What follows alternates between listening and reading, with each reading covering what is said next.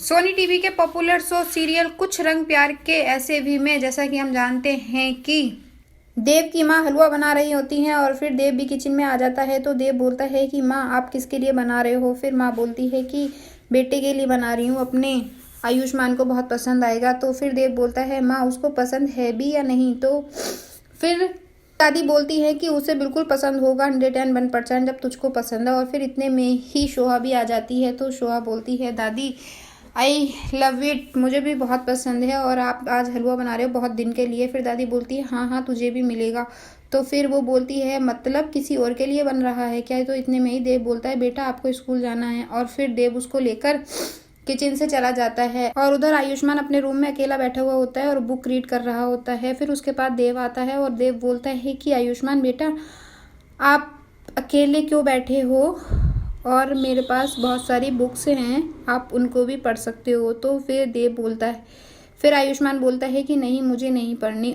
और फिर उधर सोहा ऑफिस में होती है तो उसका फ्रेंड आता है जतिन और फिर वो जतिन से बोलती है कि जतिन ये सब मैं कैसे कर सकती हूँ। सडनली एक 8 साल के बच्चे को मुझसे ये कहा जा रहा है कि ये हमारा बच्चा है और मेरी सोहा जिसके साथ मेरी फीलिंग्स हैं। और फिर जतिन बोलता है कि सोनाक्षी तुमने अपने बाबूजी को बताया। फिर सोनाक्षी बोलती है कि नहीं अभी नहीं बताया। और फिर इधर देव के मामी मामा जी देव की मम्मी को समझाते हैं और बोलते हैं कि आपको नहीं पता ये दुनिया बहुत चालाक है और फिर वो तो मरने ही वाले थे, उन्होंने ज़बरदस्ती ही ये बच्चा हम पर थोप दिया है और ये हमारा बच्चा नहीं है। हादसा तो कभी नहीं होता, ऐसा ज़रूर हो जाता है कि बच्चे खो जाएं लेकिन एक्सचेंज हो जाएं, ऐसा हमने कभी नहीं सुना। फिर वो दादी बोलती है कि नहीं नहीं वो मेरा ही बच्चा है और मुझे पूरा विश्वास है। फिर उसके भाभी बोलती हैं कि ऐसा भी हो सकता है कि वो हमारा खून ही ना हो और डीएनए टेस्ट कराओ और फिर उसमें सब सच पता चल जाएगा, साइंस तो आजकल इतनी आगे है। तो देव बोलता है कि नहीं नहीं मामी जी हमें डीएनए टेस्ट की कोई ज़रूरत नहीं है, मैंने पूरा रिकॉर्ड निकाल लिया है और मैं ये सारी चीज़ें आपके साथ भी शेयर कर सकता हूँ, मेरे पास सारे पेपर्स हैं। और ये सारी बातें आयुष्मान सुन रहा होता है। फिर अचानक से देव और उसकी माँ की निगाह आयुष्मान पे पड़ जाती है और फिर सब लोग शॉक रह जाते हैं। फिर आयुष्मान वहाँ से चला जाता है और फिर जाके अपने रूम में एकांत जगह पे बैठ जाता है। और फिर देव और उसकी माँ जा रहे होते हैं तो देव बोलता है माँ मैं जाकर संभालता हूँ। और फिर उसकी माँ बोलती है कि भाभी आपको ऐसा नहीं बोलना चाहिए था, आप आसपास देख तो लेते कि वो बच्चा है। और फिर उधर देव अपने बच्चे आयुष्मान के पास जाता है और बोलता है आयुष्मान बेटा आपको बुरा लगा था ना। फिर बोलता है आई एम श्योर आपको बुरा ही लगा होगा, ये कैसा सवाल है स्टूपिड सा। फिर आयुष्मान चुप रहता है, कोई जवाब नहीं देता। फिर देव बोलता है कि बेटा मैं तुम्हारा पापा हूँ और मेरी और तुम्हारी काफ़ी चीज़ें मिलती हैं। तो फिर आयुष्मान बोलता है नहीं ऐसा कभी था भी नहीं, ना ही कभी हो सकता है, मैं आपसे मैच नहीं करता।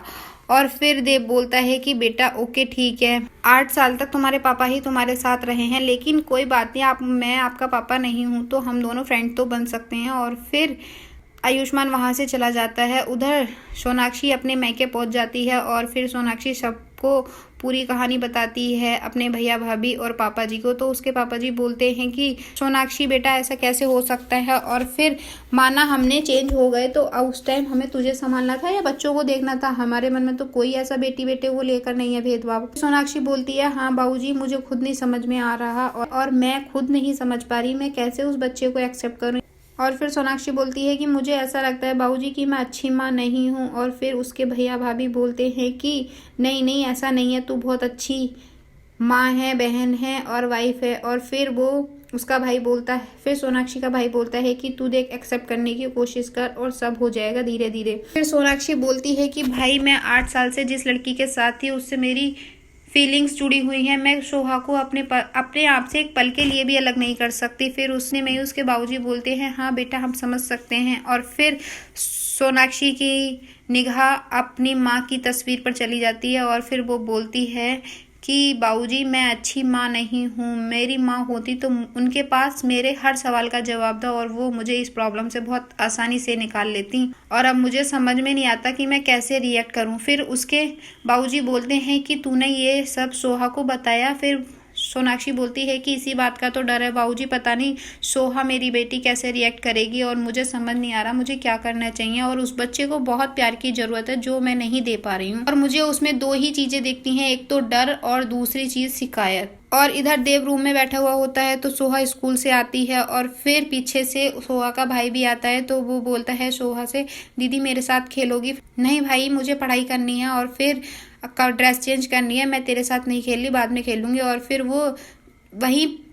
वहीं पर आयुष्मान भी बैठा हुआ होता है। फिर वो आयुष्मान से बोलता है, भैया आप मेरे साथ खेलोगे? तो फिर आयुष्मान बोलता है, हाँ मैं खेलूंगा। फिर वो दोनों खेल रहे होते हैं और फिर देव रूम में आता है। तो देव ये देखकर बहुत खुश हो जाता है। और फिर देव ऑफिस जा रहा होता है तो इतने में ही देव के पास आयुष्मान के दादाजी का कॉल आता है। और फिर आयुष्मान के दादा पूछते हैं कि हमारा बेटा आयुष्मान ठीक है ना? फिर देव बोलता है, हाँ हाँ घुल मिल रहा है और टाइम तो लगेगा, जब हमें ही एक्सेप्ट करने में टाइम लग रहा है तो वो तो फिर भी बच्चा है। और फिर वो दोनों यही बातें कर रहे होते हैं। फिर आयुष्मान के दादाजी बोलते हैं, आप बहुत अच्छे इंसान हैं। फिर देव बोलता है, हाँ हाँ जो भी आपको ज़रूरत हो आप प्लीज़ बताइएगा मुझे, मैं आपके लिए हर पल खड़ा हूँ, हमारा कुछ ना कुछ रिश्ता ज़रूर है जिस लिए भगवान ने हमें मिलाया है। फिर आयुष्मान के दादाजी बोलते हैं, बेटा एक रिक्वेस्ट थी आपसे। फिर देव बोलता है, बताइए। तो आयुष्मान के दादाजी बोलते हैं कि हमें अपनी बेटी सोहा से मिलने का मन हो रहा था, एक बार हमें आप उसकी झलक दिखा देते तो हमें अच्छा लगता। फिर ये सुनकर देव को तो बहुत अजीब सा लगता है कि मेरी बेटी अब चली जाएगी। और फिर वो मिलने के लिए बोलता है कि मैं सोचता हूँ पर हम अभी आपको मिलने नहीं दे सकते। और ये बात तो आपसे तय हो गई थी कि आप हमारी बेटी के सामने ये कोई भी सच नहीं बताएंगे, हमारी बेटी को बहुत बुरा लगेगा। तो फिर वो बोलते हैं कि हाँ हाँ मैं कुछ बताऊंगा नहीं आपकी बेटी को, ना ही हम उसको कुछ पता चलने देंगे, लेकिन हमारा उससे मिलने का बहुत मन है, अगर आपकी इच्छा हो तभी मिलेंगे, अदरवाइज कोई बात। फिर देव जैसे ही ऑफिस जा रहा होता है तो सोनाक्षी अपने घर से आती है। और फिर जैसे ही सोनाक्षी गेट में एंटर होती है तो देव और सोनाक्षी का आमना सामना होता है। फिर देव बोलता है कि सोनाक्षी तुम बाबा के घर गई थी ना? फिर सोनाक्षी बोलती है, हाँ बताओ क्यों, क्या हुआ, ऐसे क्यों पूछ रहे हो? फिर देव बोलता है कि सोनाक्षी अगर तुम्हारे पास टाइम था तो तुम्हें बच्चों को टाइम देना चाहिए था ना? फिर सोनाक्षी बोलती है, देव ये कैसी बात है, और मैं अपने बाबूजी से मिलने चली गई तो क्या प्रॉब्लम हो रही है तुम्हें? फिर सोनाक्षी बोलती है कि मुझे अपने बाबूजी को ये सब बताना था और उन्हें भी हक है ये सब जानने का, क्योंकि उनका बेटी का बेटा है और उनकी बेटी प्रॉब्लम में है। फिर देव ने बोला कि आप फ़ोन पर भी बात कर सकती थी सोनाक्षी, और तुम क्यों गई? और फिर वो ये कह के गुस्से से वहाँ से चला जाता है। आज का एपिसोड यहीं ख़त्म होता है, आगे देखना बहुत ही इंटरेस्टिंग होने वाला है। अब क्या देव आयुष्मान के दादी दादा को अपनी बेटी सोहा से मिलने की परमिशन देते हैं या नहीं? ऐसे ही अपडेट्स पाने के लिए वीडियो को लाइक करें, शेयर करें और सब्सक्राइब करना ना भूलें। Thank you.